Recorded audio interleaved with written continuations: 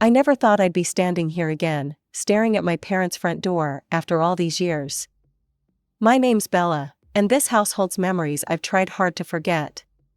My phone feels heavy in my pocket, still warm from my mom's unexpected call asking me to come over urgently. Behind me, my car sits in the driveway, and I can't help but think about my 9-year-old daughter Emma, who I just dropped off at my friend Sarah's place. "It'll only take a couple of hours," I had told Emma, trying to sound more confident than I felt. The last time I properly spoke to my parents was at my grandmother's funeral, 3 years ago. Before that, it was that terrible day when I was 18, when they chose my sister Lisa over me.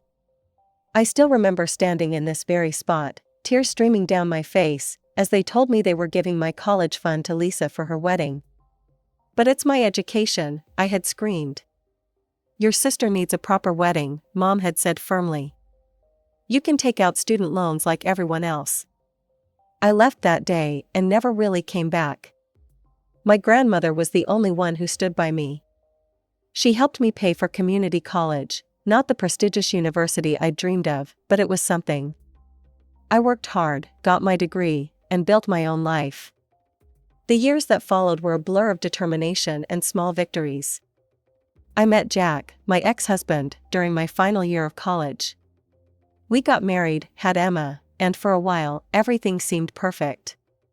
Even after our divorce 2 years ago, things stayed civilized. Jack pays good alimony, and we both put Emma first. Now, at 36, I'm doing okay. The apartment I bought with my inheritance from Grandma, God bless her soul, brings in steady rental income. Between that, the alimony, and my part-time job at Marshall & Associates, I can afford to spend plenty of time with Emma.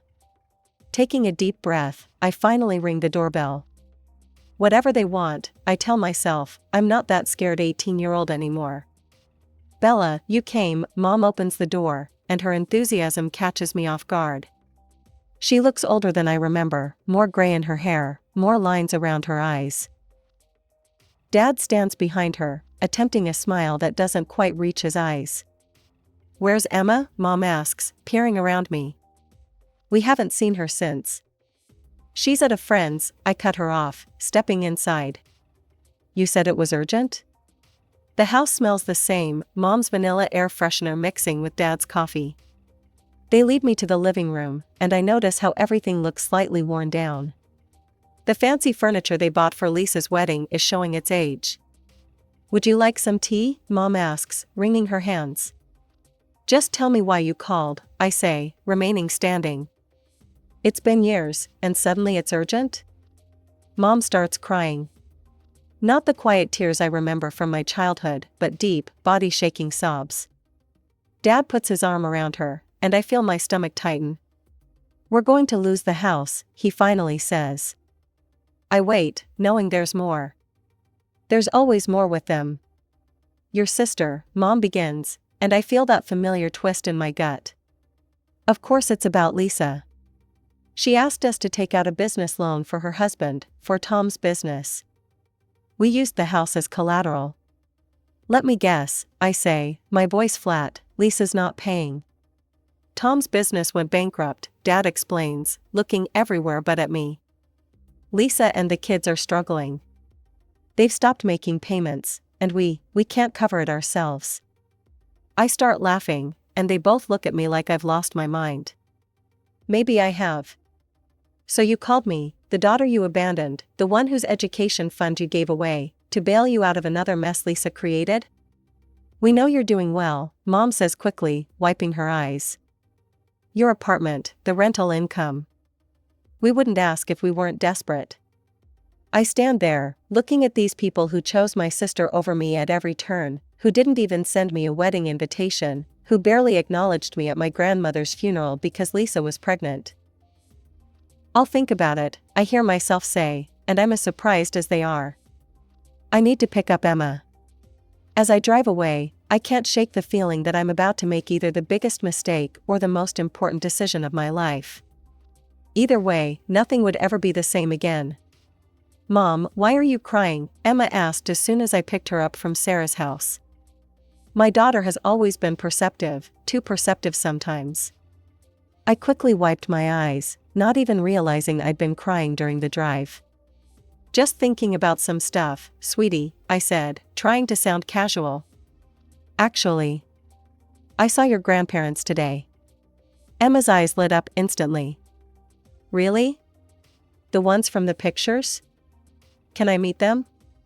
Of course she'd want to meet them, they were her grandparents, even if they'd never bothered to be part of her life. I spent the next week wrestling with my thoughts, barely sleeping, playing out every possible scenario in my head. You're insane, Sarah told me over coffee. After everything they did? Maybe I am, I admitted, but Emma deserves a chance to know her grandparents. And honestly, maybe I need this too. To finally face it all. So a week later, I found myself driving back to my parents' house, this time with Emma bouncing excitedly in the passenger seat. The reunion was strange. Mom burst into tears again, and Dad just stood there awkwardly before Emma broke the ice by running up and hugging them both. They looked shocked, then delighted, and for a moment I saw genuine joy in their eyes, the kind I used to see directed at Lisa. We spent the afternoon there, and I watched as Emma charmed them completely. She showed them her drawings, told them about school, about her friends, about the time she won the spelling bee. They listened to every word, and I saw something I hadn't expected, regret in their eyes when they looked at me. That evening, as Emma chattered happily about her grandparents on the drive home, I made my decision. Maybe I was crazy, maybe I was setting myself up for more hurt, but I was going to help them. The next day, I called my real estate agent and arranged to rent out my apartment again. Then I called Mom. I'll help with the loan payments, I said before I could change my mind. I'm moving in with Emma. The rental income from my apartment will go toward the loan payments. I'll help with bills too, but we need to set some boundaries. There was silence on the other end, then Mom started crying again. Thank you, Bella, thank you so much. Within 2 weeks, Emma and I had moved in. I bought new appliances for the house, a fancy refrigerator with an ice maker that Emma loved, a dishwasher that actually worked, and a washing machine that didn't sound like it was about to explode. Dad's back problems improved once he didn't have to hand wash dishes anymore, and Mom seemed genuinely happy to have us there. Life fell into a surprisingly comfortable routine over the next few months. Mom started making breakfast for everyone, and despite my initial reservations, I had to admit it was nice coming downstairs to fresh coffee and pancakes. She picked Emma up from school, helped her with homework, and even started teaching her to bake, something I'd never had the patience for. Dad switched to part-time work, his constant backaches finally getting better with less physical strain. He taught Emma how to play chess, something I'd never learned, and their weekly matches became a tradition. I found myself working more hours at the office, knowing Emma was well taken care of. Mrs. Thompson, my boss, called me into his office one day. We've been noticing your increased dedication lately. How would you feel about a promotion? The new position meant more money but also more responsibility, including regular business trips to other states. In the past, I would have turned it down immediately. Single mom, no support system, it wouldn't have worked. But now, I'll take it, I said, surprising myself with how confident I felt. The first time I had to leave for a business trip, I was nervous wreck. 3 days in Chicago felt like an eternity. She'll be fine, I said to myself, probably 100 times. And she was. Mom sent me pictures of Emma doing homework, having dinner, playing with Dad. It worked. It all worked. But there were moments. Little things that made me uneasy. Like when Mom would get phone calls from Lisa and disappear into her room, emerging with red eyes. Or when I'd find bank transfer notifications on Mom's phone while setting up her new tablet, money going to Lisa's account. She needs help sometimes, Mom defended when I confronted her about it. She's going through a rough patch with Tom. Mom, I'm paying all your bills and the loan that Lisa defaulted on. How is it fair that you're sending her money? You don't understand, Mom snapped, suddenly defensive. Lisa's not to blame for Tom's business failing. She has 2 children to feed. And I have 1 child and all your bills to feed, I shot back, but Mom had already turned away, shutting down the conversation like she always did when it came to Lisa. These arguments became more frequent, but I tried to ignore them. Emma was happy, I was advancing in my career, and most days, it felt like we were healing old wounds. Dad even apologized one night, after a few glasses of wine, for what happened with my college fund. "We made mistakes," he said, staring into his glass. "Big ones." I wanted to say more, to finally have that conversation we'd been avoiding for 18 years, but Mom quickly changed the subject to Emma's upcoming school play. 3 years passed this way. Emma turned 12, looking more grown up every day. I got used to my new role at work, traveling every few weeks but always coming home to a happy daughter. The loan payments were steady, the bills were paid, and life was stable. Then came that Tuesday evening. I remember it was Tuesday because I'd just closed a big deal in Phoenix and caught an early flight home, wanting to surprise Emma. I could hear voices from the driveway, too many voices. Opening the front door, I stepped into chaos. There, sprawled on my parents' couch, the one I'd just had reupholstered last month, was Lisa. And beside her were 2 kids I recognized from photos but had never met, my niece and nephew. Suitcases were scattered around the living room, and Lisa was tapping away on her phone, barely looking up as I entered. "Oh," she said, her tone making it clear I was interrupting something. "Look who's here." And just like that, I knew. Everything was about to change again. Only this time, I wasn't that naive 18-year-old, and I wasn't going to let history repeat itself. "I left Tom," Lisa announced lazily from the couch, as if she was commenting on the weather. "He's a complete loser. We'll be staying here now." I stood there, my work bag still in hand, trying to process what I was hearing. My parents sat in their usual chairs, looking everywhere but at me. The kids, my niece Anna, 10, and nephew Michael, 6, were sprawled on the floor watching TV on their tablets. "You'll be staying here?" I repeated slowly. "In the house where I pay all the bills and the loan that you defaulted on?" Lisa's face flushed red. "Oh, here we go. Miss Perfect with her money and her job. Some of us have actual problems, Bella." Actual problems? I could feel my blood pressure rising. Like taking out a huge loan in our parents' name and then not paying it? That kind of problem? "Girls, please," Mom interrupted, finally finding her voice. "We're family, we need to stick together in times like these." I let out a harsh laugh. Funny how family becomes important when you need something. Where was this family spirit when you gave away my college fund? Or when you didn't even invite me to Lisa's wedding? "That was years ago," Mom snapped. "Why can't you let it go? Your sister needs us now." The next few weeks were tense. Lisa sprawled on the couch all day, texting and watching TV. Her kids ran wild through the house, making messes they never cleaned up. But what really got to me was how my parents changed. Suddenly, Emma was invisible to them. When she tried to show Grandma her math test where she got an A, Mom just waved her away, too busy helping Michael with his video game. When Emma asked Dad for their weekly chess match, he said he was too tired, right before spending 2 hours playing catch with Anna in the backyard. "Mom," I confronted her one evening after Emma went to bed. "What's going on? Why are you treating Emma differently?" "Don't be ridiculous," Mom dismissed me. "Emma's older, she doesn't need as much attention. Anna and Michael are younger, they need more support right now." "Support?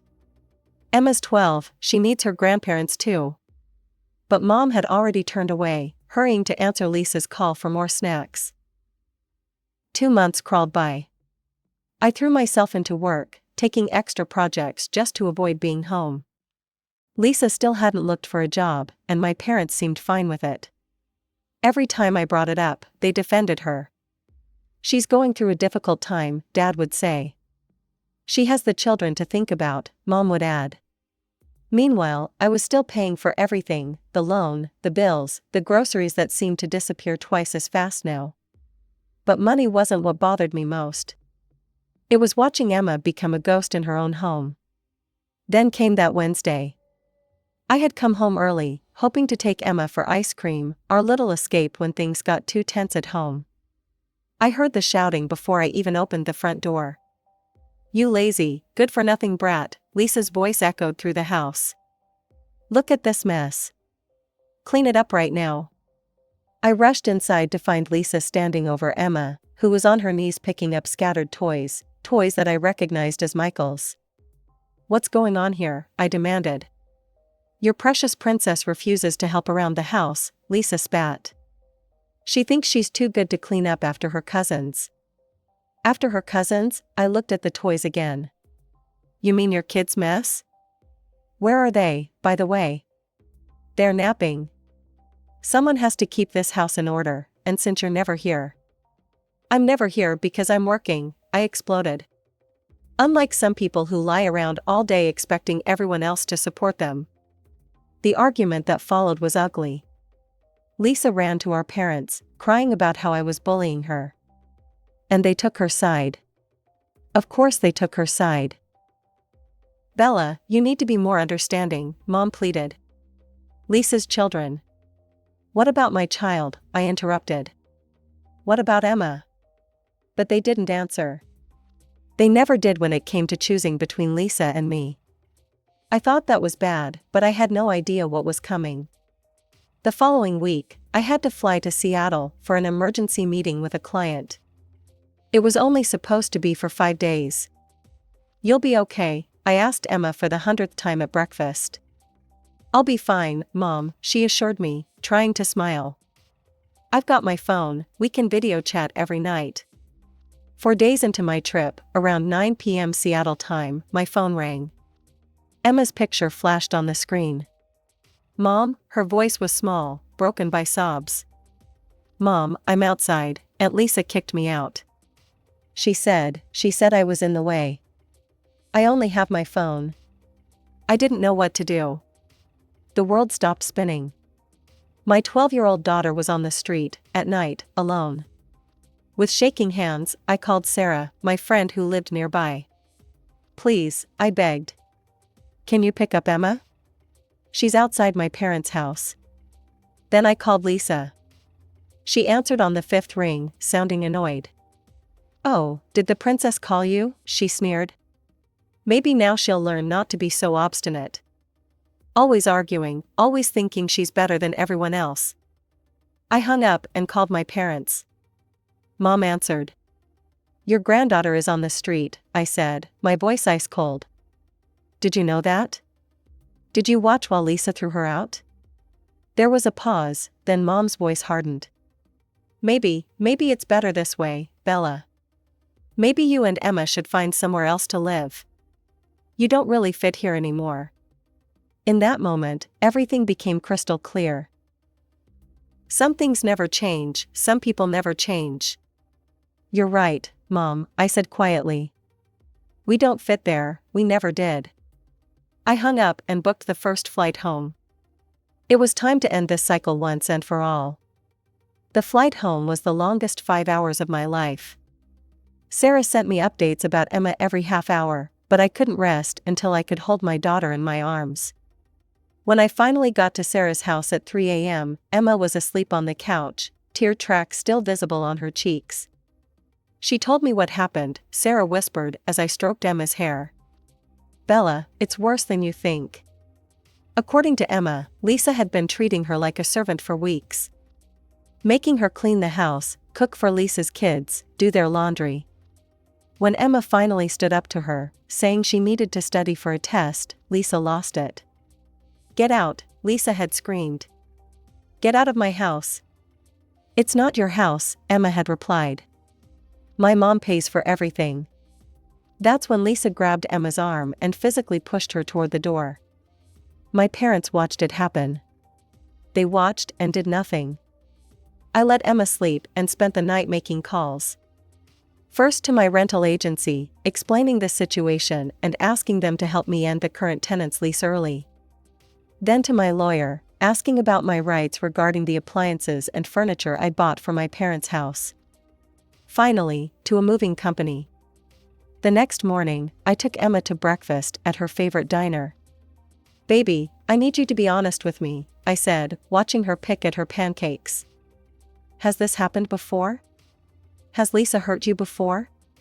Emma's silence told me everything. She said I was spoiled, Emma finally whispered. That I thought I was better than her kids. Grandma said the same thing. That I needed to learn my place. My hand shook as I gripped my coffee cup. Why didn't you tell me? Because you seemed happy, Emma said, looking up at me with those wise eyes that sometimes made me forget she was only 12. You were smiling more. And Grandma and Grandpa, sometimes they were nice. When Aunt Lisa wasn't around. I reached across the table and took her hand. Listen to me, Emma. Nothing, absolutely nothing, is more important to me than you. Not my parents, not their house, not any of it. We're going home, to our apartment. And this time, we're staying there. After breakfast, we drove to my parents' house. Lisa's car was gone, probably on one of her mysterious errands that never seemed to involve job hunting. Mom opened the door, surprise flickering across her face when she saw me. Bella, we didn't expect you back so soon. I walked past her without a word, Emma's hand firmly in mine. The moving crew I'd hired was already waiting outside. Take everything I bought, I instructed them. The refrigerator, washing machine, dishwasher, the new couch, the TV. I went through the house, pointing out every item I'd purchased over the past 3 years. You can't do this, Mom's voice rose in panic. We need those things. Actually, I can, I replied calmly, handing the movers my proof of purchase for each item. I bought them, they're mine. Dad came home while the movers were working. He stood in the doorway, watching as they dismantled the entertainment system I bought last Christmas. Bella, he started, but I cut him off. Don't, just don't. You watched Lisa throw your granddaughter out on the street. You chose Lisa over me again, and this time, you chose her over Emma too. We're done. But the loan, Mom's voice quivered. The bills. I turned to face them both. You'll have to figure that out yourselves. Just like I had to figure out college on my own. Just like Emma had to figure out how to survive being kicked out of her home at night. Consider this my final payment for all the times you chose Lisa over me. The next few months were interesting. My parents and Lisa didn't go down without a fight. The calls started the very next day, first from Mom, then Dad, then Lisa, then back to Mom. They left voicemails ranging from angry accusations to tearful pleas. The text messages were worse. Screenshots of their overdue bills, photos of Lisa's kids looking sad, guilt trip attempts about how they might lose the house. Mom even sent pictures of my old bedroom, as if that would somehow change my mind. Why don't you answer them? Emma asked one evening as my phone buzzed with another message.